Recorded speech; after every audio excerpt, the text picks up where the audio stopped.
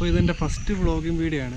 ക്യാമറയുടെ മുമ്പിൽ അങ്ങനെ സംസാരിച്ചൊന്നും വലിയ ശീലമില്ല. അതുകൊണ്ട് എന്തെങ്കിലുമൊക്കെ പോരായ്മ ഉണ്ടെങ്കിൽ ക്ഷമിക്കണം. അടുത്ത വീഡിയോയിൽ ഞാൻ മാക്സിമം ഇമ്പ്രൂവ് ചെയ്യാൻ നോക്കാം.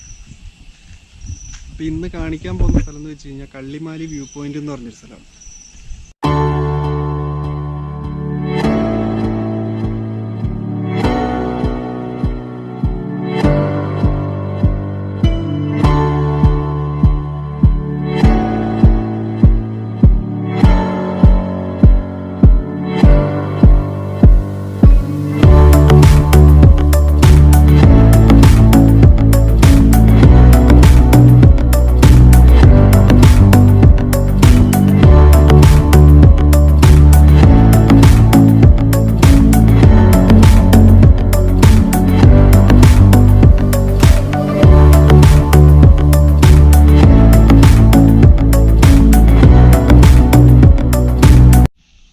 അപ്പോൾ ഈ കള്ളിമാലി വ്യൂ പോയിൻ്റ് എന്ന് വെച്ച് കഴിഞ്ഞാൽ രാജക്കാട് നിന്നൊരു 2 കിലോമീറ്റർ ദൂരം മാത്രമേ ഉള്ളൂ.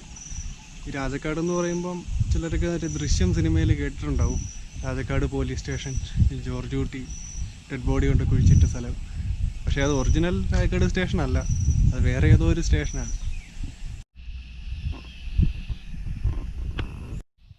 അപ്പോൾ ഈ രാജക്കാട് നിന്നൊരു 2 കിലോമീറ്റർ ദൂരം ഉള്ളൂ ഈ വ്യൂ പോയിന്റിലോട്ട്.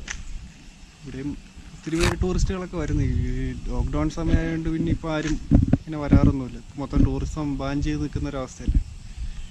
ഈ ഇതിൻ്റെ കാര്യം പറയാമെന്ന് വെച്ച് കഴിഞ്ഞാൽ നമ്മുടെ ആട് ഫസ്റ്റിനകത്ത് വിനായകൻ എൻട്രി ചെയ്യുന്നൊരു സീനിൽ ഡ്യൂഡ്, അതായത് ഫസ്റ്റ് ഹാഫ് ആയി കഴിയുമ്പോഴത്തേക്കും ഒരു കാറൊക്കെ കൊണ്ട് നിർത്തുന്ന ഒരു സീൻ, എന്നിട്ട് തോക്കൊക്കെ എടുത്ത് വെടിവെക്കുന്നത്, അത് ഷൂട്ട് ചെയ്തതെന്ന് വെച്ച് കഴിഞ്ഞാൽ ഇതിൻ്റെ മുകൾ ഭാഗത്തായിട്ട്, അതായത് ഇതേ ഭാഗത്തായിട്ട് വരും, ആ ബിൽഡിംഗ് ഒക്കെ വെക്കുന്ന ആ ഭാഗത്തായിട്ട്. അപ്പോൾ ഈ വ്യൂ പോയിൻറ്റിൻ്റെ ഓപ്പോസിറ്റ് ഭാഗം എന്ന് വെച്ച് കഴിഞ്ഞാൽ കുറച്ച് കാട് പിടിച്ചെടുക്കുന്ന ഏരിയ. ഇപ്പോൾ കണ്ടാൽ മനസ്സിലാവും, വീഡിയോക്കകത്ത് കിട്ടുന്നുണ്ടോ അറിയത്തില്ല. കാടെന്ന് വെച്ച് കഴിഞ്ഞാൽ മൊത്തം താഴോട്ട് ഏലക്കാടാണ്.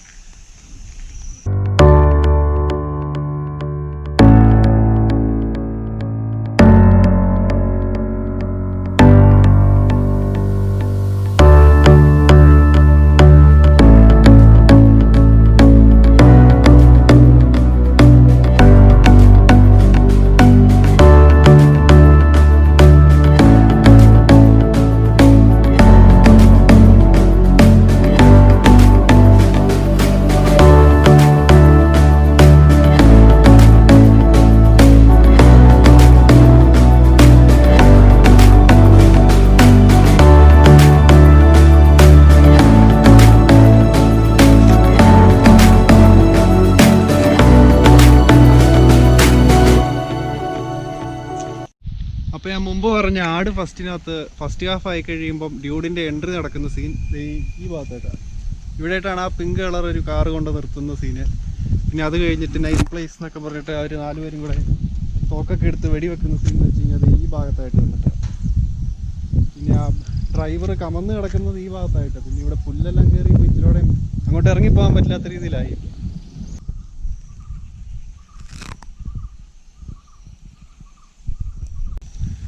അപ്പോൾ ആ ഭാഗത്തായിട്ടാണ് ഈ മൂന്നാറൊക്കെ വരുന്നത്. അപ്പോൾ അവിടെ നല്ലപോലെ മഞ്ഞ് മൂടി കിടക്കുന്ന ഇവിടെ നിന്നൊക്കെ കാണാം.